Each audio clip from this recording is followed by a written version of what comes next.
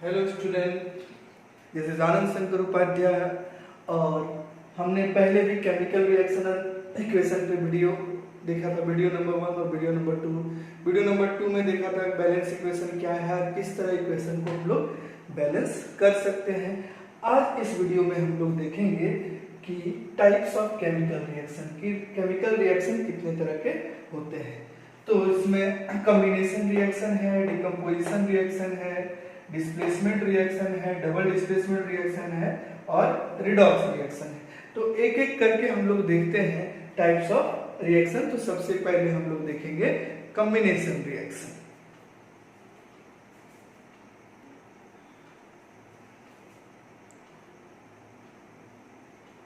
तो आइए देखते हैं कॉम्बिनेशन रिएक्शन क्या होता है। तो नाम से ही पता चलता है कि कॉम्बिनेशन मीन्स टू कंबाइन। तो रिएक्शन जिसमें दो या दो से अधिक रिएक्टेंट कंबाइन होके एक सिंगल प्रोडक्ट दे उसे हम कॉम्बिनेशन रिएक्शन बोलेंगे। तो सब चीज लर्न करना जरूरी नहीं होता है, नाम से ही हम लोग समझ सकते हैं कि जिसमें दो या दो से अधिक रिएक्टेंट कंबाइन होगा, कंबाइन होके एक सिंगल प्रोडक्ट देगा, उसको हम लोग बोलेंगे कॉम्बिनेशन रिएक्शन। तो इसका जनरल फॉर्म हम देख सकते हैं। जनरल फॉर्म जो है इसका ए और बी दो रिएक्टेंट है, ये कंबाइन होके एक हो गया यानी कि ए बी हो गया। तो इसको हम लोग बोलेंगे कॉम्बिनेशन रिएक्शन। तो इसका एग्जांपल देख लेते हैं। एग्जांपल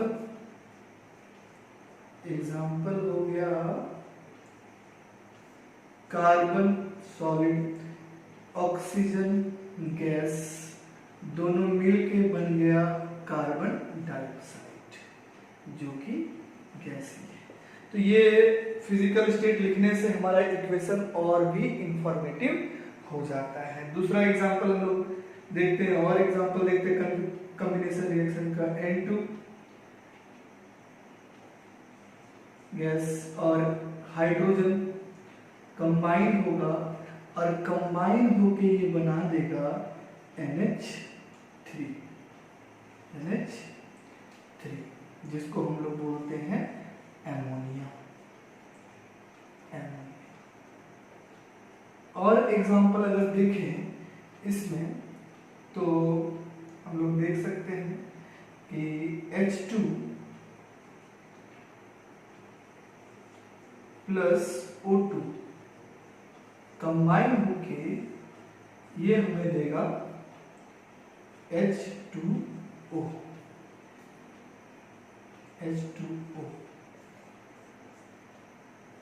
ये भी इक्वेशन बैलेंस नहीं, तो बैलेंस हम लोग कर लेते हैं। यहाँ पे 2 लगा देंगे, 2NH3, यहाँ 3 लगा देंगे, इक्वेशन हमारा बैलेंस हो जाएगा। तो और भी इसमें एग्जांपल है, जैसे CaO जिसका नाम है कैल्शियम ऑक्साइड और जिसको हम लोग प्यार से बोलते हैं क्विक लाइन। प्यार से नहीं, इसका कॉमन नेम। फिर प्लस वाटर, ये दोनों कंबाइन होगा और ये बना देगा CaOH होल ट्वाइस एक्वस।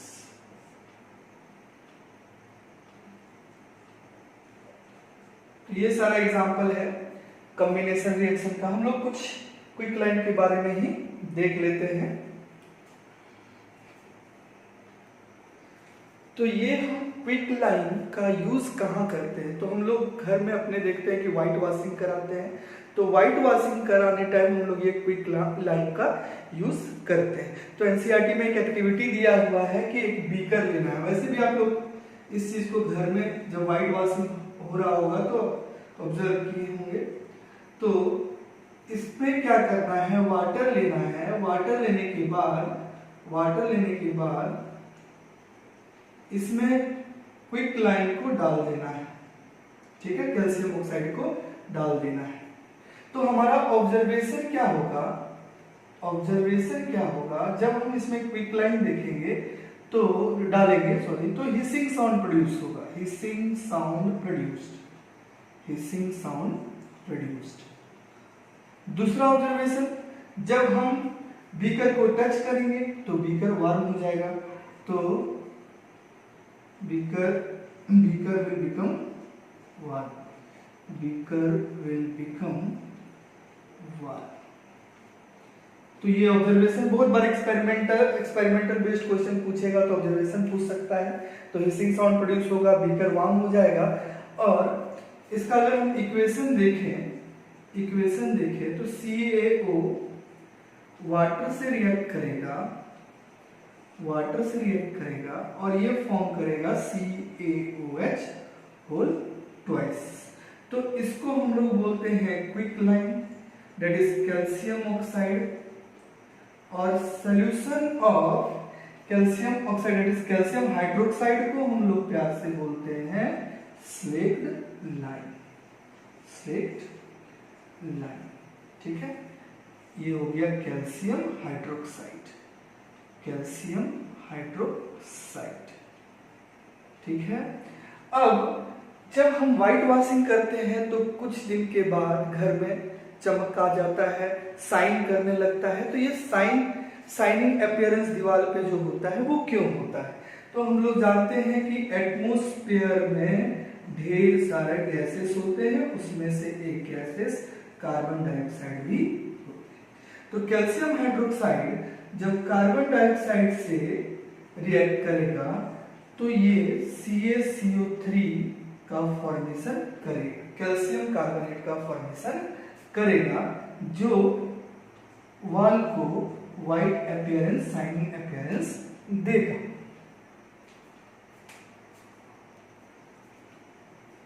तो ये एक्वस फॉर्म में है, ये गैसियस फॉर्म में है, ये सॉलिड फॉर्म में है और ये लिक्विड। तो बहुत बार एग्जाम वगैरह में क्वेश्चन पूछता है कि व्हाइट वॉशिंग करने के बाद व्हाइट शाइनिंग अपीयरेंस क्यों होता है? तो हम बोल सकते हैं कि कैल्शियम हाइड्रोक्साइड जब एटमॉस्फेरिक कार्बन डाइऑक्साइड से रिएक्ट करेगा तो ये कैल्शियम कार्बोनेट और वाटर का फॉर्मेशन करेगा। और ये कैल्शियम कार्बोनेट जो है वो शाइनिंग अपीयरेंस के लिए रिस्पॉन्सिबल है,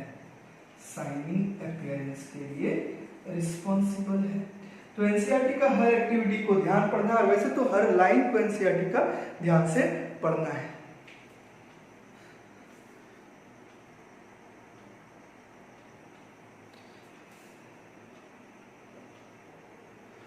आगे हम लोग देखते हैं डिकम्पोजिशन रिएक्शन। तो डिकम्पोजिशन मतलब डिकम्पोज मतलब होता है टूटना। तो इसमें क्या होगा कि जो सिंगल कंपाउंड है वो दो या दो से अधिक सब्सटेंस में टूट जाएगा। तो हम लोग डिफाइन कर सकते हैं कि reaction in which single compound breaks into two और मोर सब्सटेंस, उसी को हम लोग बोलते हैं डिकम्पोजिशन रिएक्शन। तो इसका जनरल फॉर्म है AB एक सिंगल कंपाउंड है जो डिकम्पोज होके जो ब्रेक करके A और B में टूट जाएगा, यानी एक से हमको दो मिल गया। तो याद हमको रखना है कि जब भी डिकम्पोजिशन रिएक्शन होगा तो उसमें कुछ ना कुछ एनर्जी चाहिए, एनर्जी के ही कारण ये डिकम्पोजिशन हो पाएगा। एनर्जी किसी भी फॉर्म में हो सकता है, हीट के फॉर्म में हो सकता है, लाइट के फॉर्म में हो सकता है, इलेक्ट्रिसिटी के फॉर्म में हो सकता है, यानी कि एनर्जी के प्रेजेंस में ये टूटेगा। तो इसको हम लोग बोलेंगे डिकम्पोजिशन रिएक्शन। तो हम यहाँ एग्जाम्पल देख लेते हैं, एक एग्जाम्पल देखते हैं। आयरन का क्रिस्टल लेंगे FeSO4 और इसको हम हीट करेंगे, FeSO4 को हीट करेंगे। FeSO4 को हीट करने से हमको मिलेगा Fe2O3 SO2, ये सॉलिड है, SO2 गैस है, प्लस SO3 ये भी गैस है। यहाँ Fe2O3 तो यहाँ 2Fe, ऑक्सीजन 8 है तो ऑक्सीजन काउंट कर लेते हैं, 3 2 5 5 3 8, सल्फर यहाँ 2 है, सल्फर यहाँ भी 2, यानी कि इक्वेशन बैलेंस है। तो हम यहाँ देख सकते हैं कि आयरन सल्फेट एक सिंगल कंपाउंड था, हीट इसमें इसको हीट किए, हीट करने से ये तीन अलग अलग सब्सटेंस में टूट गया। तो इस तरह के रिएक्शन को हम लोग बोलेंगे डिकम्पोजिशन रिएक्शन। अब हम लोग देख लेते हैं types of decomposition reaction. Decomposition reaction का टाइप्स एनर्जी के बेसिस पे हम लोग देखते हैं।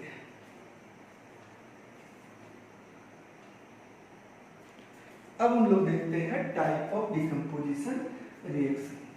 तो सबसे पहले है thermal decomposition reaction. Thermal decomposition reaction. Thermal decomposition reaction. तो नाम से ही पता चलता है थर्मल मीन्स हीट और डिकम्पोज मीन्स टूटना। तो डिकम्पोजिशन रिएक्शन जो हीट के मदद से होगा उसको हम लोग बोलेंगे थर्मल डिकम्पोजिशन रिएक्शन। तो reaction which take place in the presence of heat. Reaction which take place. Reaction which take place in the presence of heat. In the presence of heat. The presence of heat उसे हम बोलेंगे thermal decomposition reaction. Example में हम लोग देख लेते हैं। Example में calcium carbonate CaCO3, calcium carbonate, calcium carbonate को अगर हीट करेंगे तो हीट का सिंबल है ये ट्रायंगल, एरो के ऊपर लगा देंगे तो ये टूट जाएगा CaO। इसका नाम पहले भी हम लोग देख चुके हैं कि कैल्शियम ऑक्साइड भी बोलते हैं, कैल्शियम ऑक्साइड ही बोलते हैं, और साथ में ये देगा कार्बन डाइऑक्साइड। तो सिंगल कंपाउंड से दो सब्सटेंस मिल रहा है। और इससे पहले हम आयरन वाला भी एग्जांपल ले सकते हैं। आयरन सल्फेट को हीट करने से हमको फेरिक ऑक्साइड, सल्फर डाइऑक्साइड और सल्फर ट्राइऑक्साइड मिला था। अब दूसरा एग्जांपल हम लोग देखते हैं, दूसरा टाइप ऑफ डिकम्पोजिशन रिएक्शन देखते हैं, वो है इलेक्ट्रोलिटिक डिकम्पोजिशन रिएक्शन या सिंपली इलेक्ट्रिक डिकम्पोजिशन रिएक्शन भी बोल सकते हैं। Electrolytic decomposition reaction. Electrolytic decomposition reaction.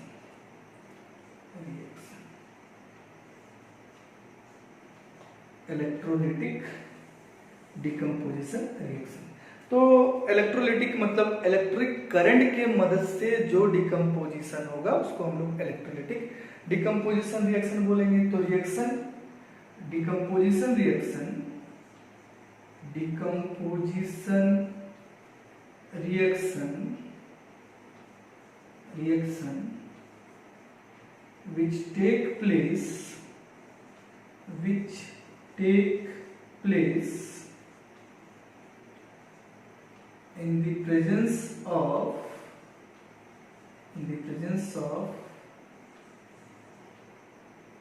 electric current। ठीक है, एग्जाम्पल हो गया वाटर का जब इलेक्ट्रोलाइसिस करवाएंगे, वाटर का जब इलेक्ट्रोलाइसिस करवाएंगे, इलेक्ट्रोलाइसिस करवाएंगे तो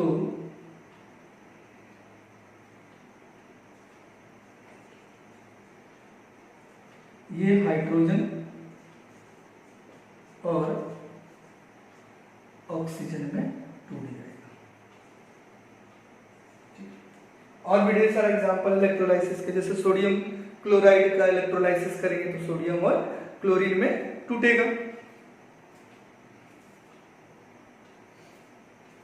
तो एनसीईआरटी में इलेक्ट्रोलाइसिस ऑफ वाटर का एग्जाम एक्टिविटी दिया हुआ है। तो क्या करना है, एक बीकर लेना है, बीकर में वाटर डालना है, उसमें उसके ऊपर कार्डबोर्ड फिक्स कर देना है, 2 होल करना है और होल से 2 ग्रेफाइट रोड, पेंसिल ले सकते हैं, पेंसिल का दोनों एंड छिलके उसमें डाल देना है। वो इलेक्ट्रोड का काम करेगा। और उस वाटर में थोड़ा सा हमें एसिड डाल देना है ताकि वो ज़्यादा कंडक्टिव बन सके। अब क्या करना है कि जो दो एंड है पेंसिल का, उसको एक को पॉजिटिव टर्मिनल से कनेक्ट कर देना है और एक को नेगेटिव टर्मिनल से कनेक्ट कर देना है। उसके बाद कुछ स्विच वगैरह लगा के उसके बाद ऑन करना है। कुछ समय छोड़ने के बाद हम लोग देखेंगे कि बबल्स का फॉर्मेशन हो रहा है। उसके ऊपर हम लोग जो ग्रेफाइट रोड है, ग्रेफाइट इलेक्ट्रोड लिए हैं, उसके ऊपर हम लोग ट्यूब को इन्वर्ट कर देना है। उसके बाद बबल्स का फॉर्मेशन होगा तो जो गैस फॉर्म हुआ है वो हाइड्रोजन है या ऑक्सीजन, और किस इलेक्ट्रोड में हाइड्रोजन फॉर्म हुआ है या किस इलेक्ट्रोड में ऑक्सीजन फॉर्म हुआ है, तो उसको हम लोग डिस्टिंग्विश करने के लिए पहले तो हाइड्रोजन गैस के लिए हम लोग बर्निंग स्प्लिंटर को सामने लाएंगे। अगर वो पॉपिंग साउंड के साथ जलेगा, दैट इज जो गिवन गैस है, यानी कि जो ट्यूब है उसमें हाइड्रोजन गैस है। और अगर ट्यूब के सामने अगर हम जलता हुआ तिल्ली ला रहे हैं या मैच स्टिक ला रहे हैं तो वो और ब्राइटली अगर जलने लगे तो जो गिवन गैस है वो ऑक्सीजन का गैस है। तो जो हम लोग देखेंगे इलेक्ट्रोड में देखेंगे कि जो एनोड है, एनोड में हाइड्रोजन गैस, एनोड में ऑक्सीजन गैस डिपॉजिट हो रहा है और कैथोड में हाइड्रोजन गैस। तो ये एक्टिविटी ध्यान से पढ़ना है और अगर कुछ समझ में नहीं आए तो हमारे कमेंट बॉक्स में लिख देना है। अब नेक्स्ट हम लोग देखेंगे third type of decomposition reaction में देखेंगे फोटो डिकम्पोजिशन रिएक्शन या photolysis. Third type of decomposition reaction is photo decomposition reaction और photolysis.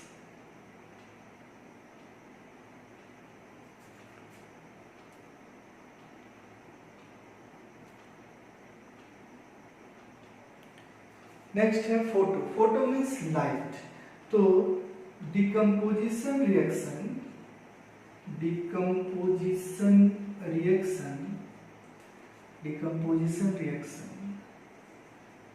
which take place in the presence of light,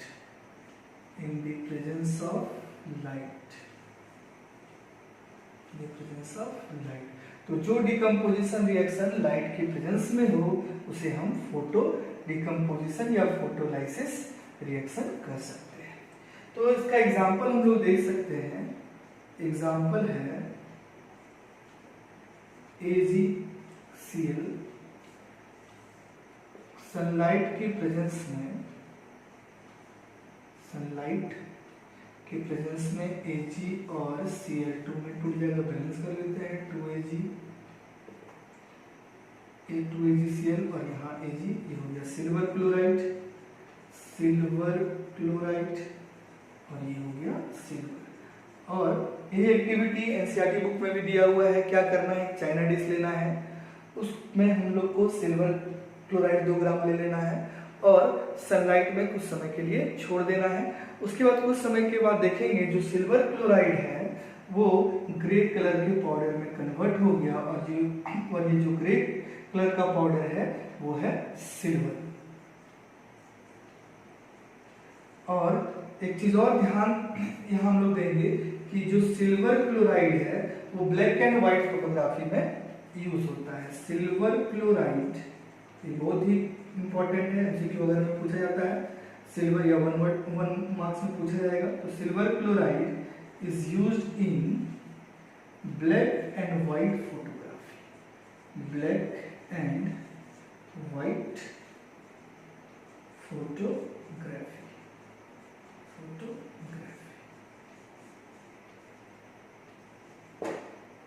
ये था डिकम्पोजिशन रिएक्शन। अब हम लोग देखेंगे आगे डिस्प्लेसमेंट रिएक्शन।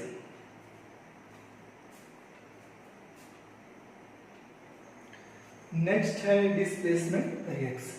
तो डिस्प्लेसमेंट मतलब डिस्प्लेस करना, किसी को डिस्प्लेस करना। तो किसको डिस्प्लेस करें? तो जो मोर रिएक्टिव एलिमेंट है वो लेस रिएक्टिव एलिमेंट को उसके सॉल्यूशन से डिस्प्लेस करेगा। तो उस तरह के रिएक्शन को हम लोग बोलेंगे डिस्प्लेसमेंट रिएक्शन, यानी कि reaction in which more reactive element displaces less reactive element from its solution. मतलब जो ताकतवर है वो कमजोर को डिस्प्लेस, और सिर्फ डिस्प्लेस ही नहीं कर रहा है, उसके प्लेस में जाके बैठ भी रहा है। तो उस तरह के रिएक्शन को हम लोग बोलेंगे डिस्प्लेसमेंट रिएक्शन। तो इस एग्जांपल में हम लोग देख सकते हैं कि ये आयरन जो है वो मोर रिएक्टिव है, मोर रिएक्टिव है, और कॉपर सल्फेट में जो कॉपर है लेस रिएक्टिव है। अब ये मोर रिएक्टिव वाला लेस रिएक्टिव को देखा, इसको डिस्प्लेस किया, उसका पोजीशन ले लिया और उसको साइड कर दिया। तो इस तरह के रिएक्शन को हम लोग बोलेंगे डिस्प्लेसमेंट रिएक्शन। ठीक उसी तरह जिंक जो है वो कॉपर से ज्यादा रिएक्टिव होता है, तो कॉपर सल्फेट से कॉपर को डिस्प्लेस करेगा और जिंक सल्फेट और कॉपर का फॉर्मेशन करेगा। फिर उसी तरह जिंक और H2SO4, जिंक हाइड्रोजन से ज्यादा रिएक्टिव है, हाइड्रोजन को रिप्लेस करके उसका पोजीशन लेगा, जिंक सल्फेट और हाइड्रोजन का फॉर्मेशन करेगा। जिंक सल्फेट और हाइड्रोजन का फॉर्मेशन करेगा। ये है sulphuric acid, king of chemical. Sulphuric acid को हम लोग किंग ऑफ केमिकल्स बोलते हैं।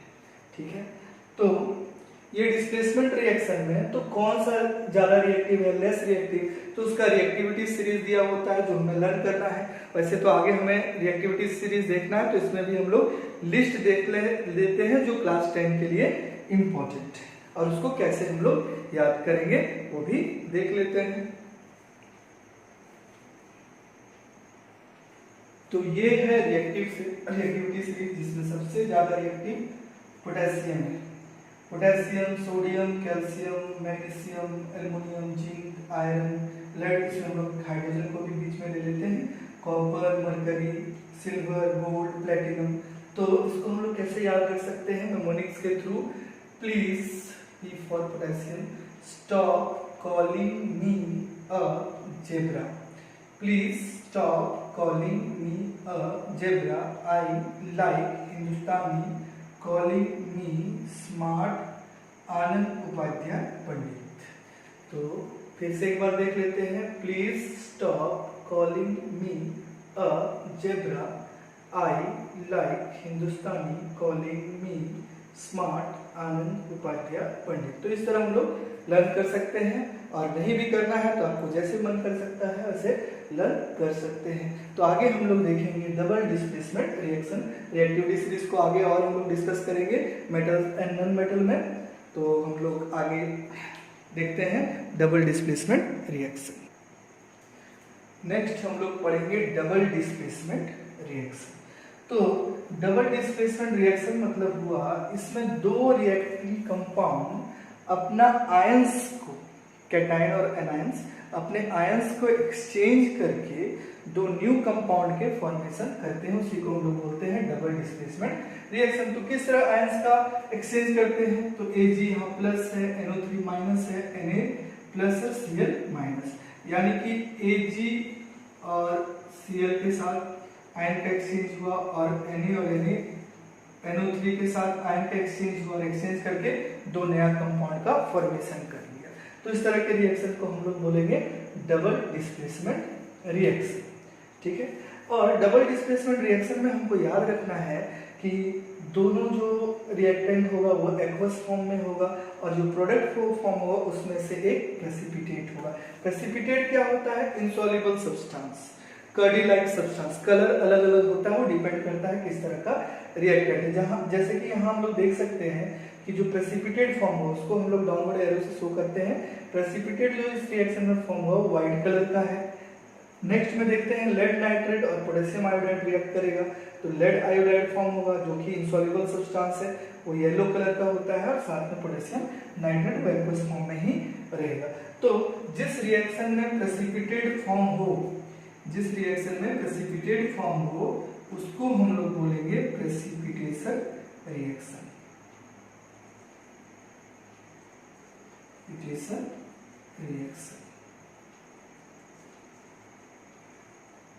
वैसे न्यूट्रलाइजेशन रिएक्शन भी एक तरह का डबल डिस्प्लेसमेंट रिएक्शन ही है। तो आगे नेक्स्ट वीडियो में, वीडियो नंबर 4 में हम लोग देखेंगे रिडॉक्स रिएक्शन देखेंगे और ऑक्सीडेशन रिडक्शन, ऑक्सीडेशन का इफेक्ट हमारी डेली लाइफ में देखेंगे। उसके बाद ये चैप्टर खत्म हो जाएगा। उसके बाद हम लोग एसिड बेस सॉल्ट स्टार्ट करेंगे। और इस चैप्टर से रिलेटेड अगर कोई डाउट है तो हमें पूछना है, कमेंट बॉक्स में डालना है, और अगर हो सके तो हमारा चैनल सब्सक्राइब कर लें।